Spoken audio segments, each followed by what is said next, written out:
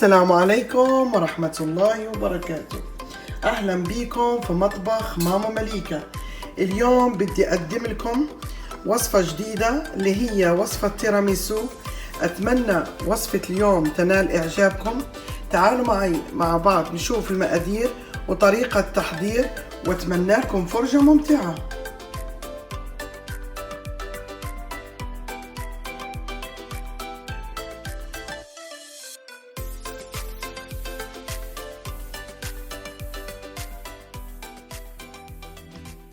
تعالوا نشوف مع بعض المقادير. في عندي باكيت من البسكوت التيراميسو ليدي فينجر، هذا موجود محلات عربية أو تلاقوه بالمحلات الأمريكية قسم الانترناسيونال. في عنا جبنة كريمي اللي هي المارسكابون الإيطالية، 5 من صفار البيض، كاسة من السكر، كاستين من المية السخنة، معلقة ونص كبيرة من الاسبريسو، انا بستعمل هاي قهوة سريع الذوبان او فيك تستعملي نسكافيه، معلقة كبيرة من الفانيلا السائلة، معلقتين كبار من الكاكاو، كاسة ونص من الكريمة الخفق اللي هي الويبن كريم. طبعا هاي هي جبنة المارسكابون، بتلاقوها بالمحلات الامريكية طبعا جنب قسم الاجبان اللي هي الانترناسيونال. هذه هي نوع الجبنة انا اللي استعملت. هذه هي كل المقادير. تعالوا مع بعض نشوف كيف بدنا نحضر وصفتنا. خليكم معي. هلا اول اشي بدنا نخفق الكريمة تبعنا. انا طبعا البول هاي كنت حطاها بالفريزر لانه لما نيجي نخفق الكريمة السائلة تبعنا لازم تكون الكريمة باردة والصحن اللي حنخفقها فيه يكون بارد. بدنا نحط الكريمة تبعتنا، كاسة ونص كريمة. هلا بدي احط عليهم معلقتين سكر بس عشان الكريمة تكون هيك. هلا بدنا نخفقها على سرعة متوسطة.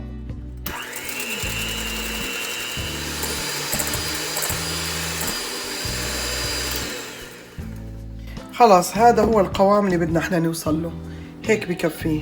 شايفين؟ هلا بدي اقيم الكريمة تبعتنا وبدي احطها بالثلاجة على بال ما نسوي الخطوات مع بعض الثانية. هلا بدنا نحط صفار البيض تبعنا، طبعا لازم يكون درجة حرارة الغرفة. هلا بدنا نخلطه قبل ما نحطه على النار بس شوي. هلا بدنا نحطه على النار ونحط عليه السكر. هلا بنحط الكاسة السكر على الصفار البيض. طبعا انا هون حطيت مية بعد ما غليت وطيت النار على الاخير عشان البيض ما يستوي معانا. هلا بدنا نضلنا نخلط لحد ما يتجانس البيض ويصير لونه على فاتح. طبعا هذا الحكي لازم يكون على نار زي ما قلت لكم واطية على الاخير عشان لحد ما يصير البيض معانا هيك على فاتح، وبعدين خلص بنوقف. هينا انا هون استعنت بالخفاقة اليدوية. شايفين كيف لونه بدأ هاي؟ هلا فيكي في هالوقت تقدري تضيفي معلقتين حليب عشان انه يصير الكريمة معاكي شوية هيك ترخي. طبعا ايديكي عليه تخفقيه، يعني ما تشيلي ايدك بالمرة. هاي العملية بدك تطولي بالك فيها يعني شوية، لانه لو خليتيه على نار عالية وما حركتيه يعني هيك ممكن البيض ينطبخ معاكي. فالطريقة هاي بيستوي هذا الكريمة بس ما بتصير زي السكرامبل البيض هذا المخفوق. شايفين؟ خلاص هيك عنا الكريمة جاهزة. لحد ما اللون تبعها يفتح اخذت معي تقريبا 9 دقايق. شايفين؟ هذا اللون اللي بدنا نوصل له. هلا بدي اقيمها من على النار وبدي احطها تبرد وبعدين بدي اورجيكم شو بدنا نساوي بعد. هلا بنجيب الاسبريسو تبعنا ونحطها على المية السخنة اللي قلت لكم. هلا بنحركها، يعني حاولوا انه تجيبوا قهوة تكون قوية هيك طعمتها يعني مبينة سترونج. فانا استعملت هاي معلقتين كبار. شايفين؟ تدوب معانا منيح. او اذا عندك الماشين فيك تستعمليها، طبعا بتطلع اطيب اطيب. هيا بعد ما بردت الكريمة تبعتنا بدي اضيف عليها الفانيلا. هلا بدي اخلطها. لو مش متوفرة فانيلا سائلة فيك تستعملي الباودر. هلا بدي اضيف الماسكابون تبعنا.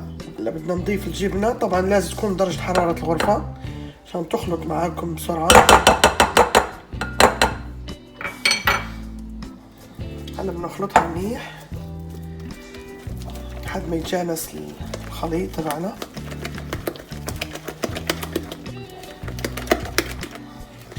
نخلطها منيح لحد ما يصير الخليط تبعنا هيك كريمي. هيا ما الكريمة معانا شايفين كيف صارت معانا مرهمية هيك مثل المرهم. هلا بدنا نضيف عليها الويبن كريم تبعنا اللي حطيناه بالثلاجة بالاول اللي عملناه مع بعض. هلا بدي اضيف شوي شوي ونخلط من الوسط لبرا.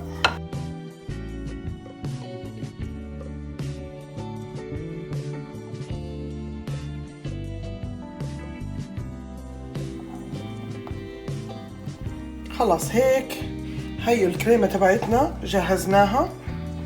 هلا بدنا نحطها على جنب. هيك بيكون قوامها شايفين، هذا هو القوام تبعها. هلا بدنا نحطها على جنب ونجيب القهوة تاع سريع الذوبان هاي اللي عملناها مع بعض والبسكوت تبعنا. بدي اجيب الصينية اللي بدنا نبلش فيها، خليكم معي. هلا بدنا هاي الصينية تبعتنا، جبت هذا الصينية اللي بدي احط فيها التيراميسو. هلا بدنا ننقع البسكوت بس اشي بسيط ثواني، مش نغرقه كتير، مش منيح يجي هيك متشتش، بس يا دوب نقلبه ونرصه بالصينية هيك. بس ننزلها نلفها هيك مرتين ثلاثة ونحطهم نصفهم جنب بعض.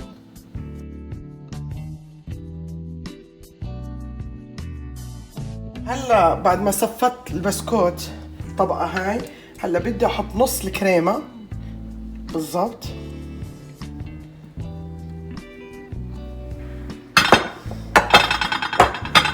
نحاول نمدها بالتساوي.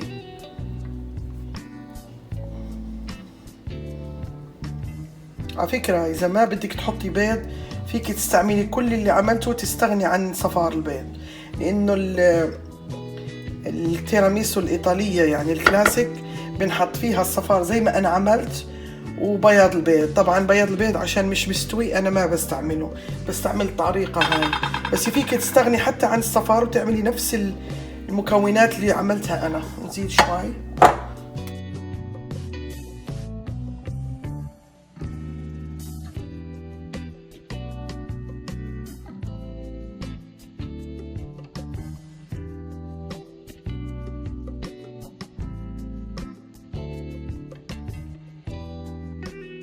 وهي التيراميسو تبعنا.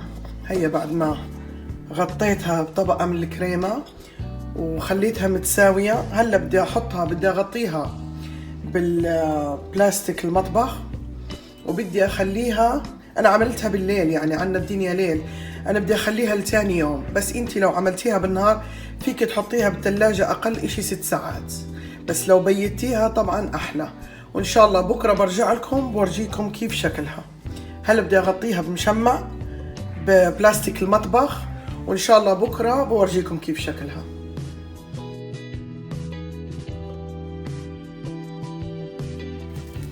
هاي التيراميسو تبعنا بعد ما جهز خليته من امبارح اليوم تقريبا 18 ساعة زي ما قلت لكم، يعني اقل شيء ليلة اقل شيء 6 ساعات او ليلة كاملة زي ما بدكم. والحلو في هذا الحلو تيراميسو لو انتم عندكم ضيوف وفيك تعمليه قبلها بيومين او 3 وتخليه بالثلاجة ما بخرب، بالعكس بيصير احسن واحسن. يعني فيك تعمليه وتحطيه بالثلاجة. هلا طبعا بدنا نقيم عنه البلاستيك وبدنا نحط عليه الكوكو باودر. طبعا هذا الكوكو باودر فيكي لما تيجي تقدميه بعدين بترشيه على التيراميسو تبعك.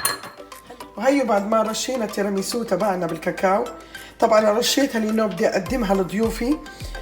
بتنرش عند التقديم بالكاكاو، وفيك ترشيها لو بدك شوكولاتة مبشورة على حسب ذوقك.